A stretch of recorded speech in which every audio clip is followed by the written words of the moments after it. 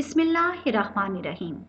प्यारे बच्चों, मेरी पिछली वीडियो तख्लीकी लिखाई यानी क्रिएटिव राइटिंग के हवाले से थी। मैंने क्रिएटिव राइटिंग में सबसे पहले मजमून नवीसी का इंतखाब किया है। बच्चों, आज की इस वीडियो में मैं आपको बताऊंगी कि मजमून को कितने हिस्सों में तकसीम किया जाता है और मजमून कैसे लिखा जाता है।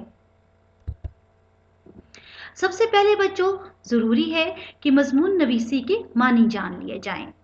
मजमून नवीसी कहते हैं मजमून लिखना और मजमून नवीस कहते हैं मजमून लिखने वाले को। इसी तरह मजमून निगारी का मतलब भी मजमून लिखना ही है और मजमून निगार कहते हैं मजमून लिखने वाले को। बच्चों, सबसे पहले हम ये जानते हैं कि मजमून किसे कहते हैं।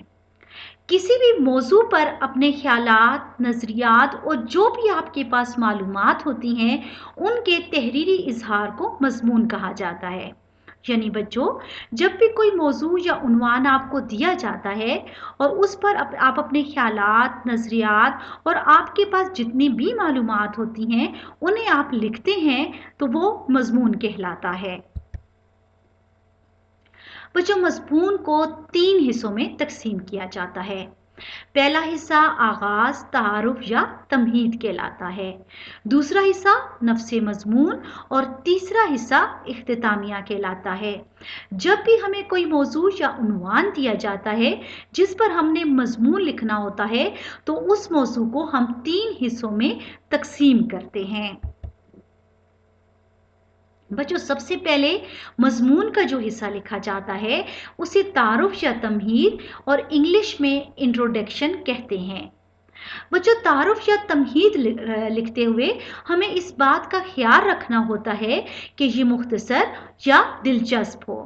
यानी जब आप किसी भी मौजू का तारुफ करवा रहे होते हैं, इंट्रोडक्शन करवा रहे होते हैं और वो दिलचस्प होता है तो वो पढ़ने वाले को सारा मजमून पढ़ने पर मजबूर कर देता है। इसलिए हम तमहीद या तारुफ 3 से 5 लाइनें यानी एक पैराग्राफ का लिखते हैं और कोशिश करते हैं कि हम अपने मौजू का इंट्रोडक्शन दिलचस्प दें ताकि पढ़ने वाला पूरा मजमून पढ़ने की तरफ माइल हो सके। मजमून का दूसरा हिस्सा नफ्से मजमून कहलाता है।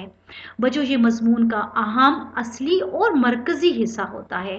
इस हिस्से में हम अपनी मालूमात, नज़रियात, ख्यालात, एहसासात और जज्बात का इजहार खुल कर करते हैं। अब जिस मौजू पर जितनी भी आपके पास मालूमात होंगी ज़ाहिर है आप उसका इजहार नफ्से मजमून में करेंगे।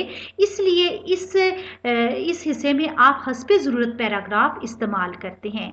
यानी आप अपनी मालूमात के हिसाब से या आपने जो भी बात बयान करनी होती है उसके हिसाब से आपको जितने भी पैराग्राफ ज़रूरत होते हैं आप उस पर मुश्तमिल नफ्से मजमून लिख सकते हैं।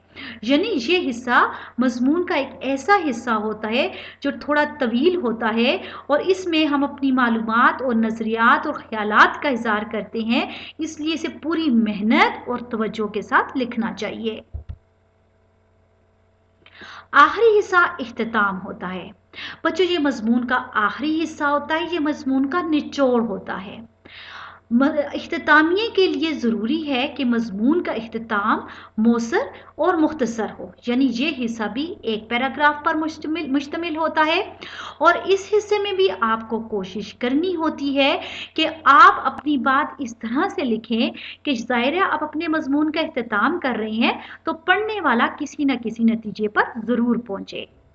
इख्तितामिये में बच्चों आप अपनी कोई तजवीज़, राय, मशवरा या दुआ या कलमात वगैरह लिखते हैं। जिस तरह अगर आप अपने वतन के हवाले से मजमून लिख रहे हैं तो आप आखिर में अपने वतन की तरक्की और खुशहाली के लिए लिख सकते हैं। इसी तरह अगर आप किसी शख्सियत के हवाले से मजमून लिख रहे हैं तो उसकी ज़िंदगी और लंबी उम्र के लिए, सेहत के लिए दुआ कर सकते हैं।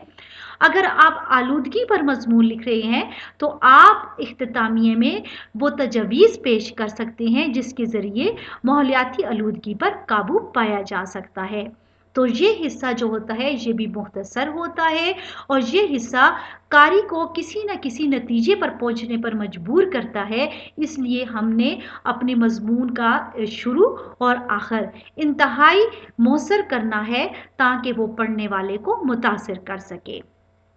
بچوں مجھے یقین ہے کہ میری اس ویڈیو کے ذریعے آپ مضمون نویسی کے تینوں حصوں کو جو کہ ہیں تعارف یا تمہید، نفس مضمون اور اختتام کو اچھی طرح جان گئے ہوں گے۔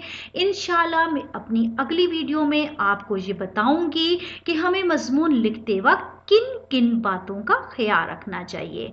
تب تک کے لیے اللہ حافظ، جزاک اللہ۔